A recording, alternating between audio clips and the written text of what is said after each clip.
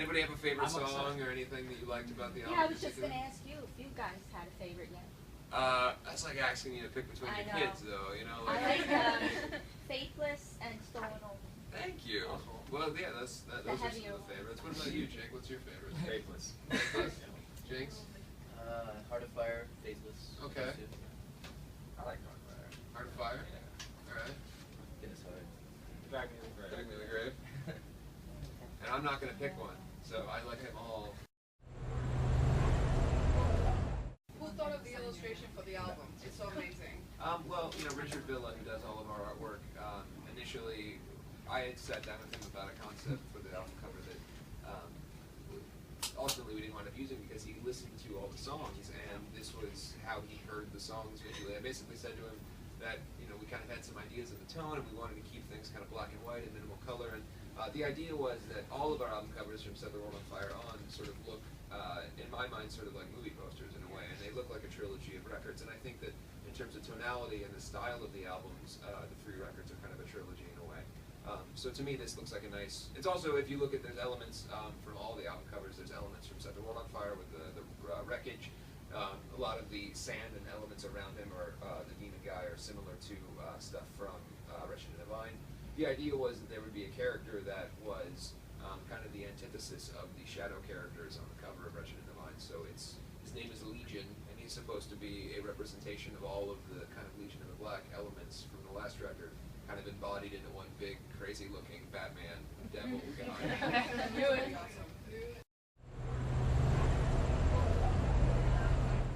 I grew up listening to a lot of Metallica, so like working with Bob Rock was really awesome to see the Black Album and all the albums after, and so it was good kind of revisiting all of that for me, listening to that when I was a kid. So yeah, Yeah, kind of same boat for me. Metallica, Pantera, that kind of stuff. I think more than anything, it was just listening, not necessarily to particular bands, but records that Bob had done to try to get the sonic qualities of the reason why we wanted to work with him in the first place. And there's even stuff that wouldn't immediately come to mind in terms of influence for us, but like groups like Our Lady Peace, who we did a record with, and obviously Motley Crue, and obviously Metallica, but also the Cult and elements of different types of music that he had done. Because when you work with somebody that's got a very specific sound or style in terms of what they do sonically, you want to try to achieve the best of what they have.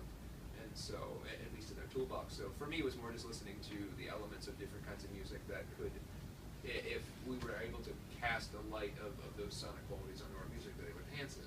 So, and then I'm always just listening to my general influences, most of which are pretty well documented. But we've always been pretty open about the influences that we have, and we kind of wear them on our sleeve. A lot of bands try their best, particularly younger bands try their best to have the perception that they invented everything and that they are somehow, sort of omnipotent, like we are the music gods and whatever. And to us, it's always been very clear that we are influenced by these different sorts of bands. And it's been something that for us has been an easy target for people to make fun of, or whatever is the the associations with, say, Motley Crue or whatever else. But we wear it proudly. We know that if it weren't for the forefathers and rock and the bands that came ahead of us, we wouldn't have existed. We've always tried to make every record different. We don't want to make the same album twice.